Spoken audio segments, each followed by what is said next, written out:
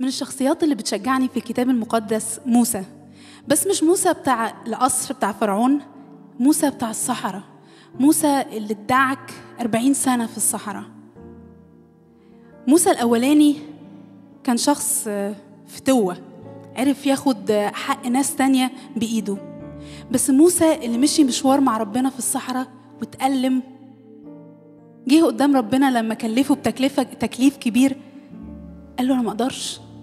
بقى موسى قليل الحيلة، أنا تقيل اللسان، أنا ما أقدرش أتكلم، هقول إيه؟ هقول له مين؟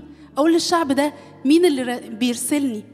فجأة بقى موسى الضعيف اللي مش قادر يمشي لوحده.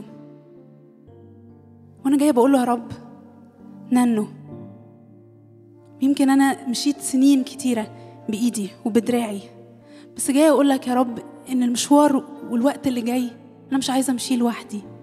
أنا هاجي يا رب وارتمي في حضنك وأقول لك أنا ماليش غيرك. كل طرق الأمان، كل كروت الأمان اللي في إيدي اللي كنت بحس بيها بأن أنا قادرة أمشي، أنا جاي بحطها عندك وأقول لك ماليش غيرك يا رب. وموسى لما طلب الطلبة دي وقال له يا رب أنا مش هعرف أمشي، أنا إيه اللي يميزني عن الناس التانية؟ وأنا جاي النهاردة بقول له يا رب أنا إيه اللي يميزني عن الناس اللي حواليا دول؟ شوية شطارة، شوية مواهب، بعرف أتكلم. كل واحد فينا ليه حاجات كتيرة. أجي أقول له يا رب أنا ليا إيه اللي يمشيني السكة دي من غيرك؟ يا رب أنا جاية النهاردة وبطلب وجهك لا تحجب عني. أمين.